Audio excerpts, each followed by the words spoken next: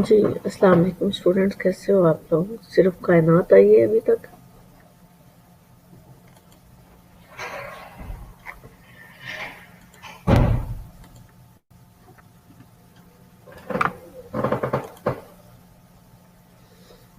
जी, अस्सलाम वालेकुम। कायनात, मेरी आवाज़ आ रही है आप लोगों को? कायनात, मेरी आवाज़ आ रही है?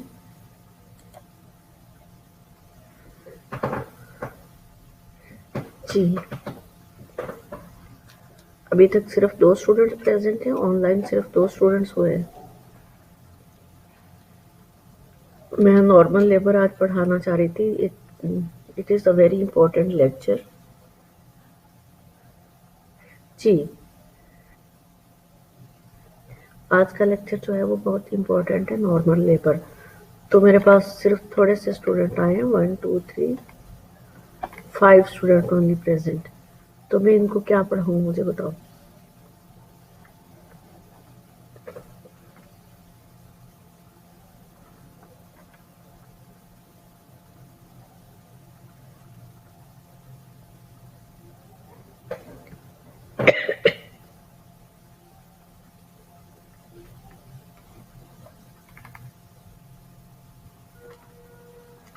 ठीक है, आपको आवाज़ आ रही है तो मैं आप लोगों को ये लेबर पढ़ाना चाह रही थी बेटा। 5 स्टूडेंट प्रेज़ेंट है, 5 को मैं क्या पढ़ाऊँ? फिर सबने आके कहना कि हमें तो समझ नहीं आई।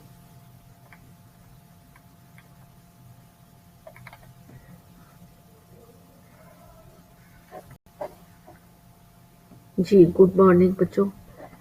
ठीक है, मेरी तरफ से एक भी बच्चा है तो मैं लेक्चर डिलीवर कर दूँगी। मैंने दोबारा ये लेक्चर डिलीवर नहीं करना। मैं आज नॉर्मल लेबर पढ़ाने जा रही हूँ आप लोगों को।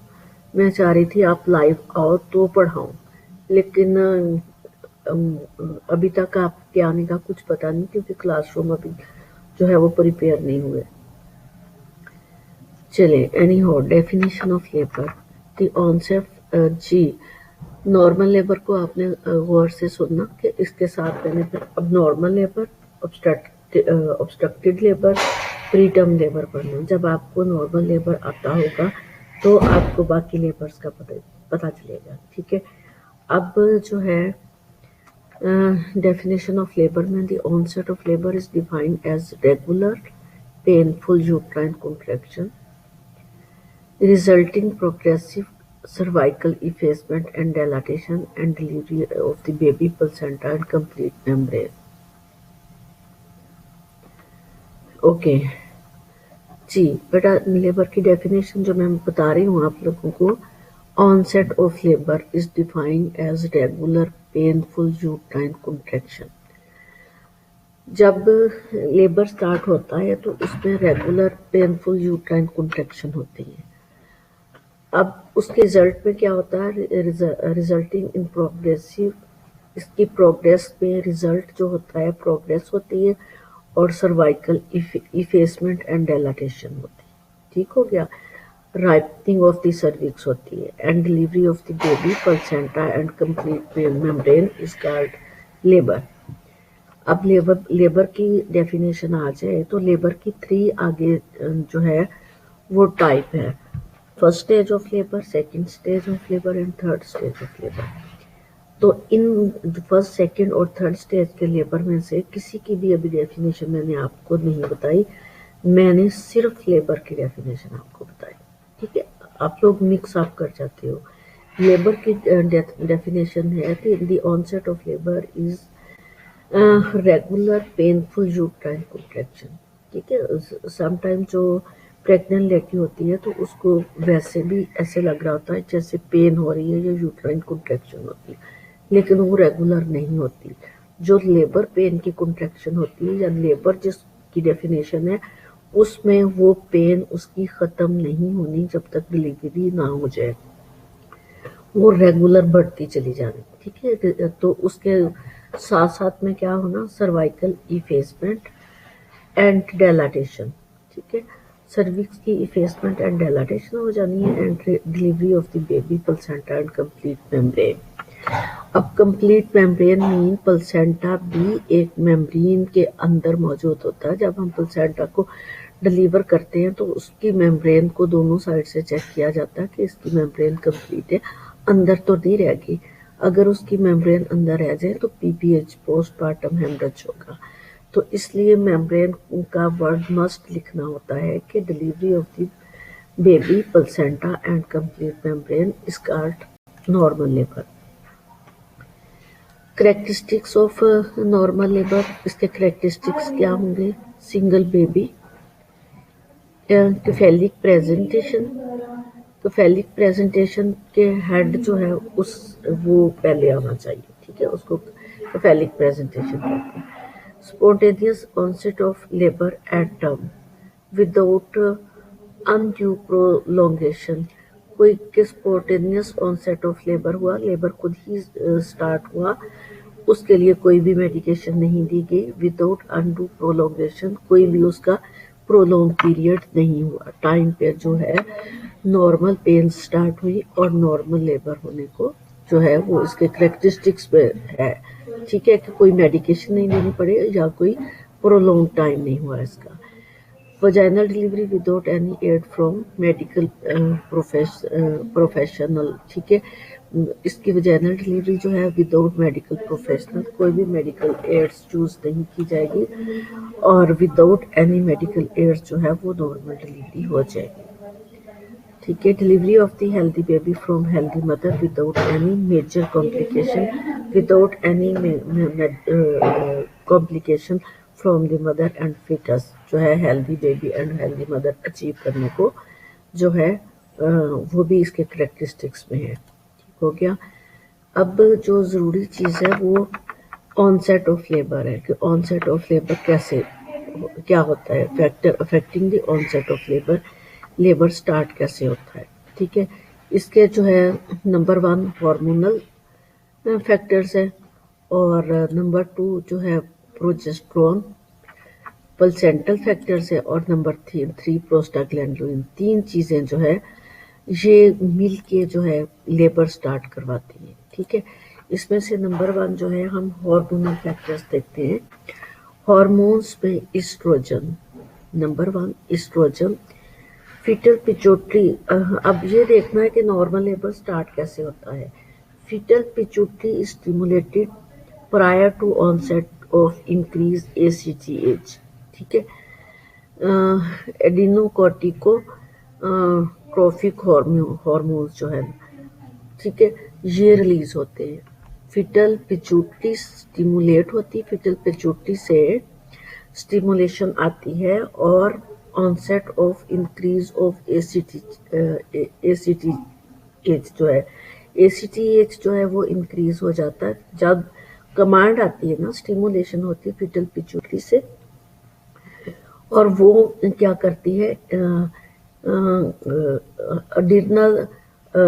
अड्रिनल पे आके इफेक्ट करती है और वहाँ से ACTH जो है वो लेवल इंक्रीज करती है और इंक्रीज करने के बाद जो है एडिनोकॉर्टिकोट्रोफिक हार्मोन्स को जब इंक्रीज कर देती है तो उससे क्या होता है, स्टिमुलेशन फीटल अड्रिनल ग्लैंड, ACTH जो है वो फीटल के अड्रिनल ग्लैंड्स को स्टिमुलेट करता है।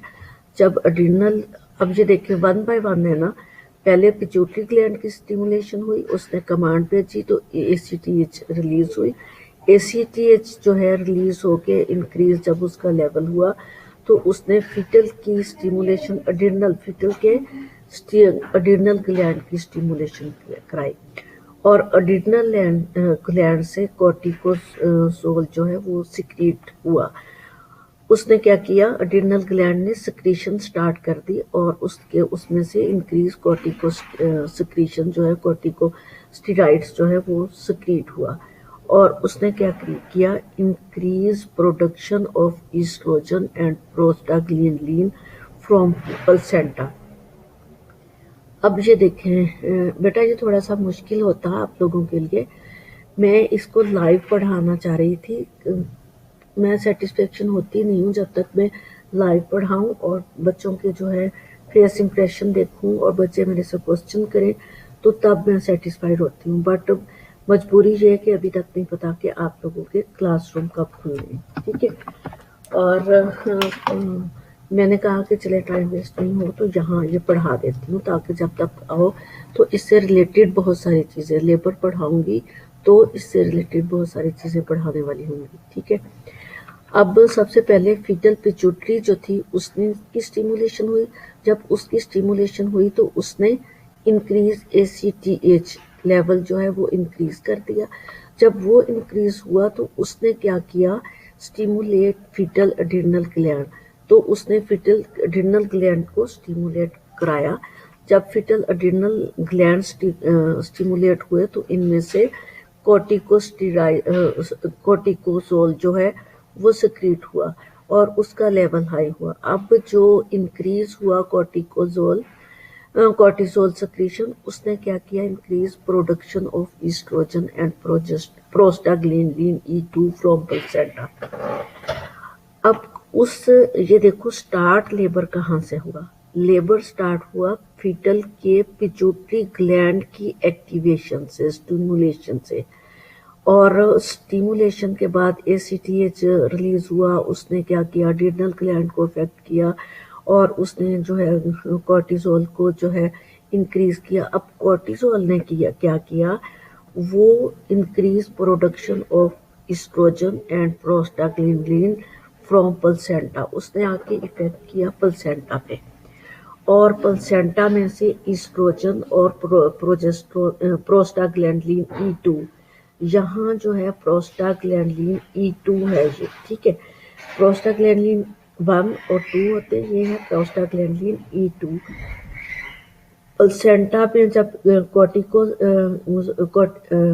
कॉर्टिसोल हाई हुआ तो उसने जाके प्लेसेंटा को जो है स्टिमुलेट किया और प्लेसेंटा ने ईस्ट्रोजन और प्रोस्टाग्लैंडिन E2 को हाई कर दिया, रिलीज करना शुरू कर दिया, उसकी प्रोडक्शन कर दी या उसको इंक्रीज कर दिया।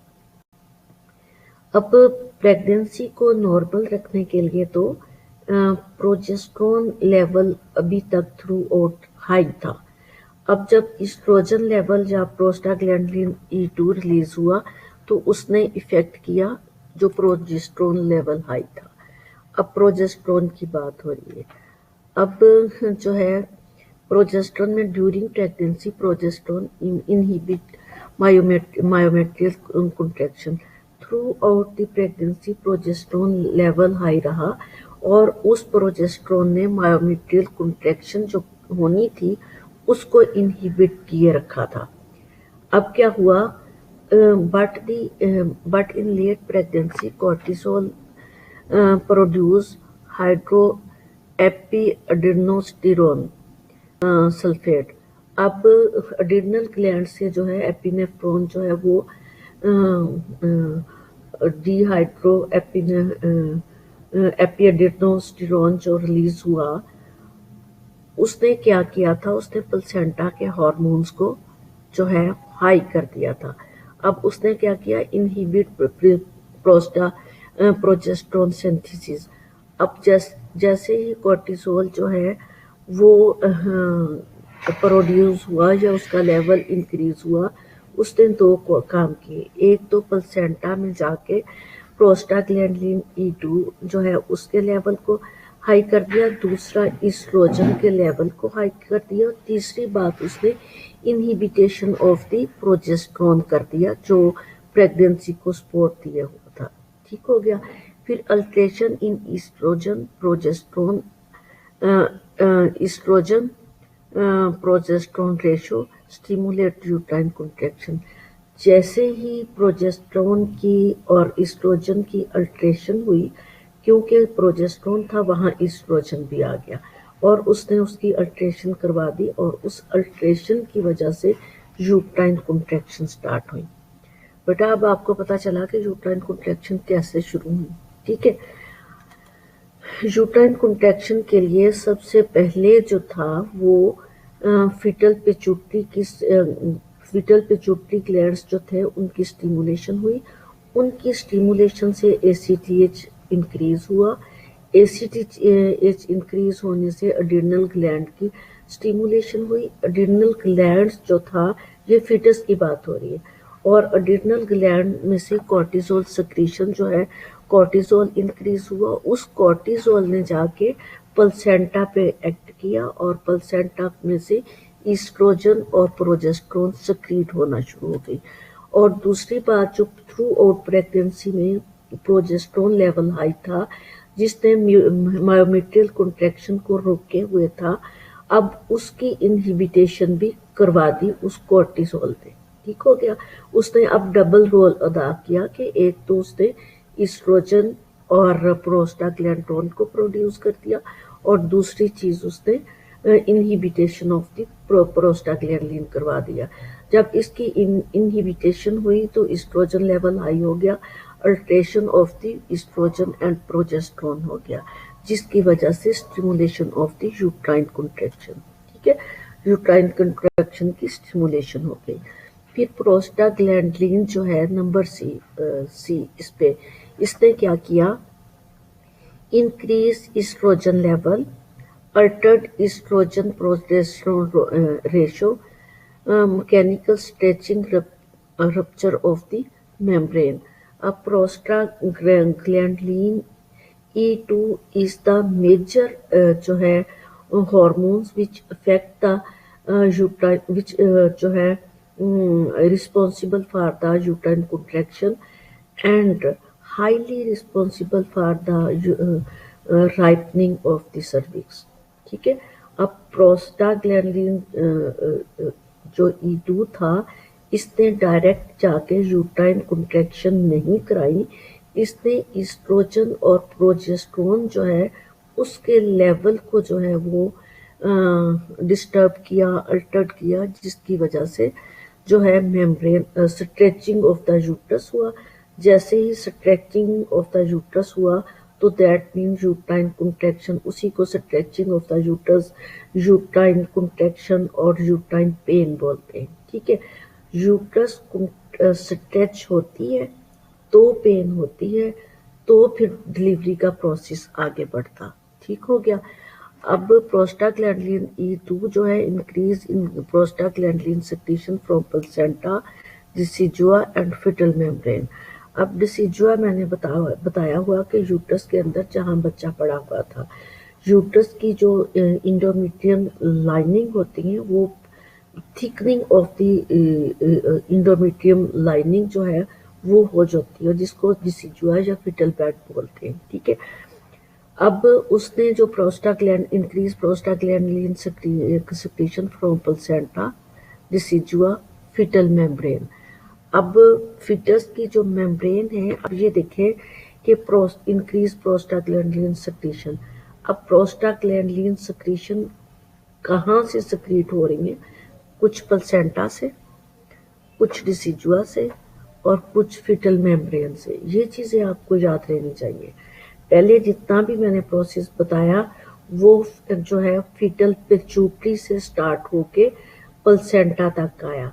अब जब प्लेसेंटा की एक्टिवेशन हुई तो प्लेसेंटा से जो सेक्रेशन हुई वो प्रोस्टाग्लैंडिन E2 और ईस्ट्रोजन थी। अब प्रोस्टाग्लैंडिन E2 और कहाँ से सेक्रेट हुई है, प्लेसेंटा के अलावा डिसिजुआ और फीटल मेम्ब्रेन, जिन मेम्ब्रेन के अंदर फीटस मौजूद होता है। ठीक है, अब वहां से जो है जब प्रोस्टाग्लैंडिन E2 जो है वो इंक्रीज उसका लेवल हो गया तो उसने क्या किया, stimulation myometrial contraction.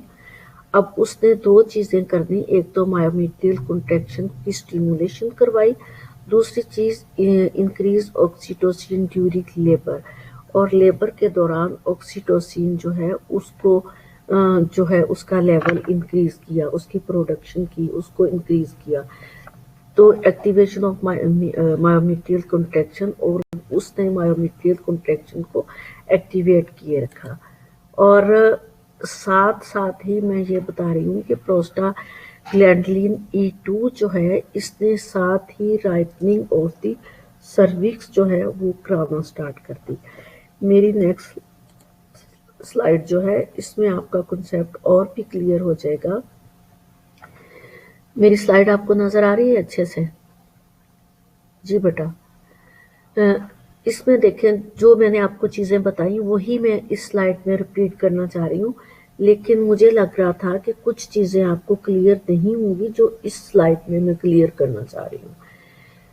Fetal interior pituitary gland से क्या रिलीज हुआ? ACTH। ACTH जब इंक्रीज हुआ तो उसने जाके इफेक्ट किया एड्रिनल ग्लैंड्स पे, और जब एड्रिनल ग्लैंड्स पे इफेक्ट किया तो उसने कॉर्टिजोल को जो है वो इंक्रीज किया। कॉर्टिजोल जो है वो इंक्रीज हो गया, इंड्रोजिनस जिसको बोलते हैं। ठीक है, जब कॉर्टिजोल इंक्रीज हुआ तो उसने जाके क्या किया? प्रोजेस्ट्रॉन, ठीक है, प्रोजेस्ट्रॉन को डिक्रीज कर दिया, और इधर जो है ईस्ट्रोजन को इंक्रीज किया। मेरे एरो आपको नजर आ रहे हैं? जब कॉर्टिसोल एड्रिनल ग्लैंड से कॉर्टिसोल जो है वो इंक्रीज हुआ तो उसने एक तरफ जाके प्रोजेस्ट्रॉन को डिक्रीज कर दिया, एरो नीचे है।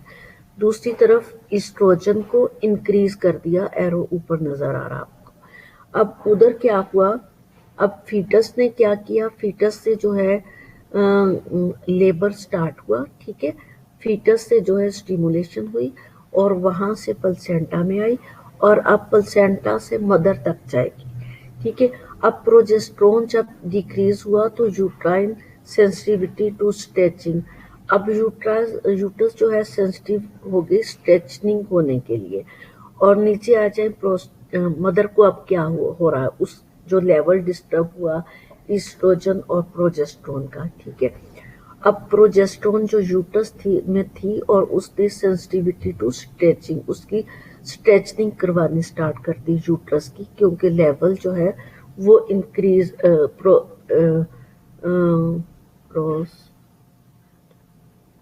प्रोजेस्ट्रोन का लेवल डिक्रीज होने की वजह से यूट्राइन सेंसिटिविटी जो है वो इंक्रीज हो गई, stretching of the uterus increase हो गया।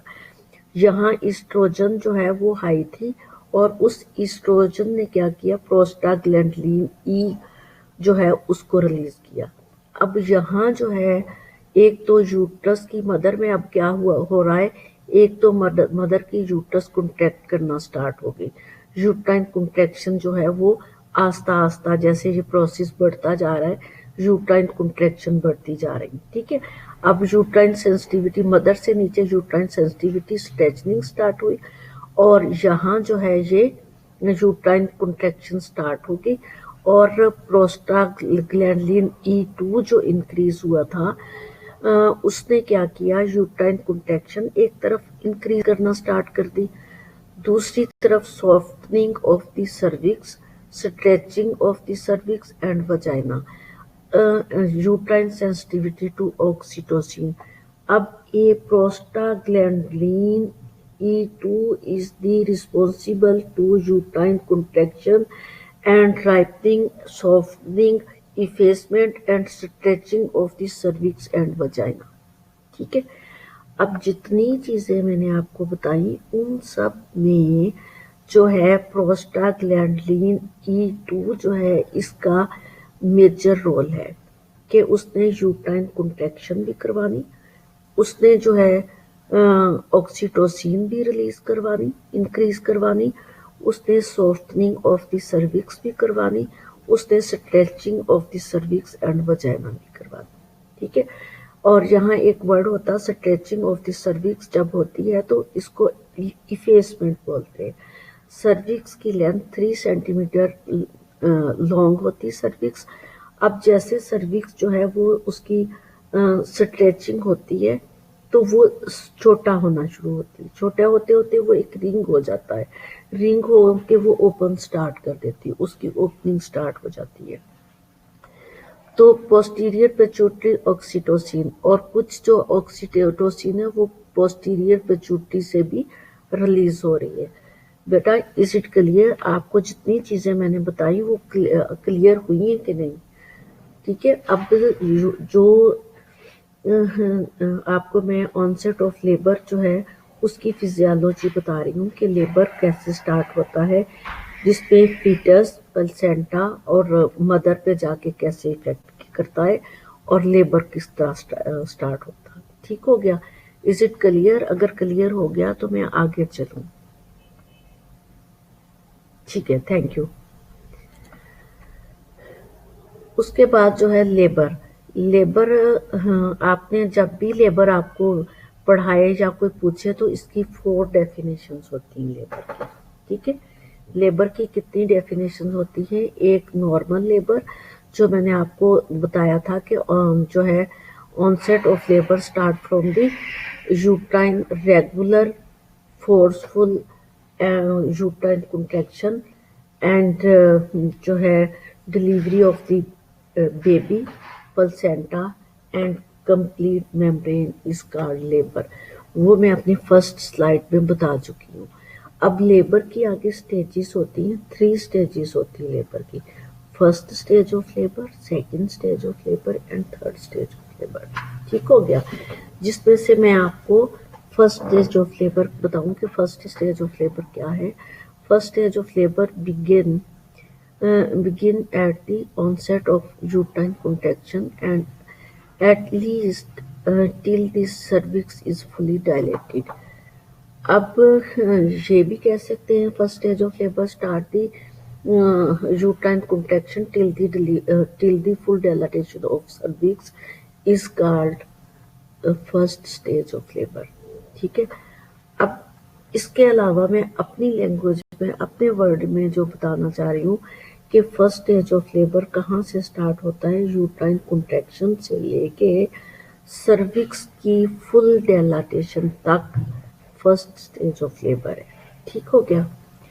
और second stage of labour is the time period from the full dilatation of the cervix till the complete delivery of the baby. अब फुल डिलाटेशन तो फर्स्ट स्टेज ऑफ लेबर तक हो गया, और second stage जो है start from the full dilatation of the cervix till the complete delivery of the baby. ठीक है। बेबी कंप्लीट डिलीवर हुआ, अभी प्लेसेंटा का नेम नहीं मैंने लिया, ना मेम्ब्रेन का लिया। ठीक हो गया? तीसरी चीज जो है इसको 3 स्टेजेस में डिवाइड कर दिया गया। थर्ड जो है, third stage begin with expulsion of foetus and completed by the delivery of placenta and membrane. Second stage में फीटस की डिलीवरी हो गई थी ना, अब थर्ड स्टेज में फीटस की डिलीवरी होने से लेके delivery of the placenta and delivery of the complete membrane तक को थर्ड स्टेज ऑफ लेबर कहते हैं। ठीक है। अब फर्स्ट स्टेज ऑफ लेबर जो थी वो यूट्राइन कॉन्ट्रैक्शन से लेके फुल डिलाटेशन ऑफ सर्विक्स तक जो थी फर्स्ट स्टेज ऑफ लेबर, और second stage of labour full dilatation of cervix से लेके डिलीवरी ऑफ द बेबी तक second stage of labour, and third stage of labour delivery of the baby से लेके delivery of the placenta and complete membrane is called third stage of labour. ठीक हो गया?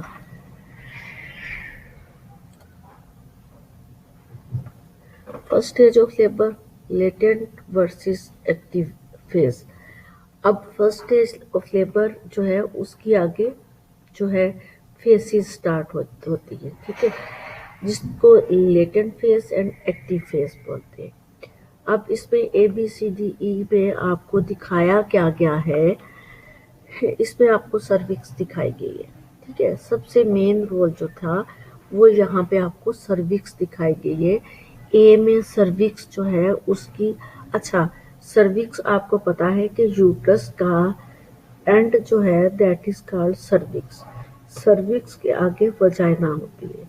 जब हमने सर्विक्स तक जाना होता है तो अपनी 2 फिंगर्स जो है वो वजाइना के रास्ते जाके हमारी फुल 2 फिंगर्स जो है आगे तक जाके फिर सर्विक्स हमें मिलती है, ठीक है।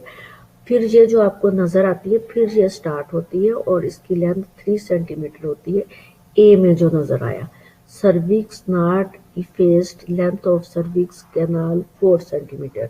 यहाँ 4 सेंटीमीटर लिखा है, लेकिन इसकी जो नॉर्मल एवरेज है वो 3 सेंटीमीटर होती है, ठीक है। लेकिन ये वेरी करता है फीमेल टू फीमेल। अगर कोई बहुत हेल्दी और हाइटेड वुमेन है तो उसकी 4 सेंटीमीटर हो सकती है, ठीक है। नहीं तो 3 ही बुक्स में 2.5 से लेके 3 तक ज्यादा बुक्स में मिलता जी। अब इसकी लेंथ आपको पूरी नजर आ रही, ठीक हो गया। आगे जो है बी में, cervix partially effaced, length of the cervix canal 2 centimetre. अब देखो उसकी लेंथ जो है वो जो कम होती जा रही है, दैट इज कॉल्ड इफेस्ड, ठीक है। इफेसमेंट इसको बोलते हैं। अब वो नॉट इफेस्ड थी, उसकी full length of the cervix थी, यहाँ इफेस्ड हो गई, तो दैट मीन के 2 सेंटीमीटर रह गई।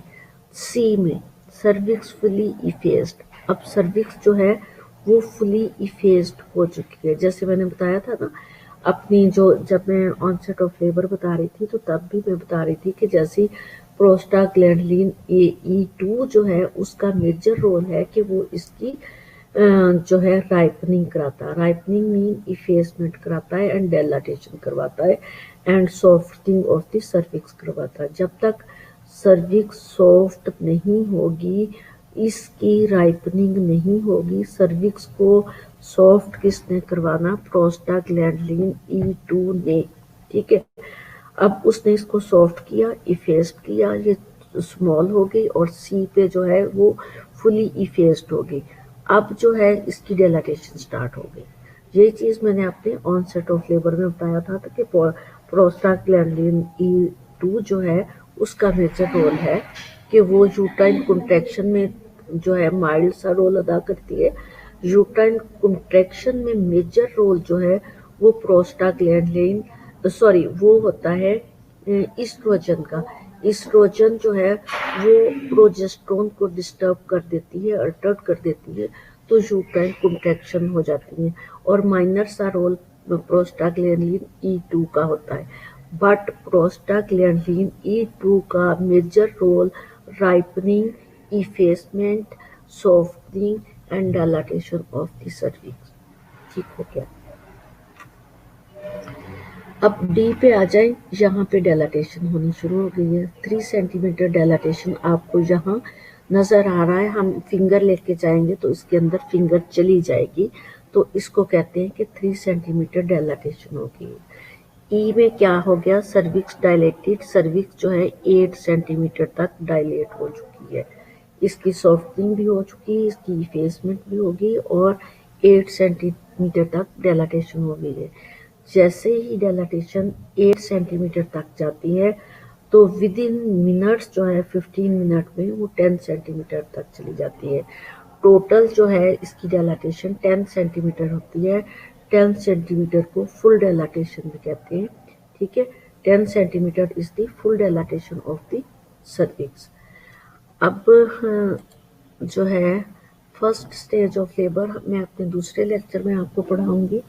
मेरा दूसरा लेक्चर आप लोगों के साथ है 12 से 1 बजे तक, ठीक है। मैंने आपको लेबर पढ़ाया, मैंने आपको जो है फिजियोलॉजी ऑफ द लेबर पढ़ाया, ऑनसेट ऑफ लेबर पढ़ाया और मैंने आपको डेफिनेशन 4 डेफिनेशन जो है वो बताई। लेबर की definition, first stage of labour की definition, second stage of labour की definition and third stage of labour की डेफिनेशन। और उसके साथ ही मैंने आप लोगों को लेटेंट एंड एक्टिव फेज बताई। उसमें मैंने राइपनिंग ऑफ द सर्विक्स होते हुए दिखाई कि इफेसमेंट कैसे होती है और डेलाटेशन कैसे होती है, ठीक है। और इसके साथ ही मैं आप अटेंडेंस लेने लगी हूँ। अभी मेरी आप लोगों को आवाज़ बंद हो जाएगी क्योंकि मैं रजिस्टर उठा के आपकी अटेंडेंस लेने लगी हूँ।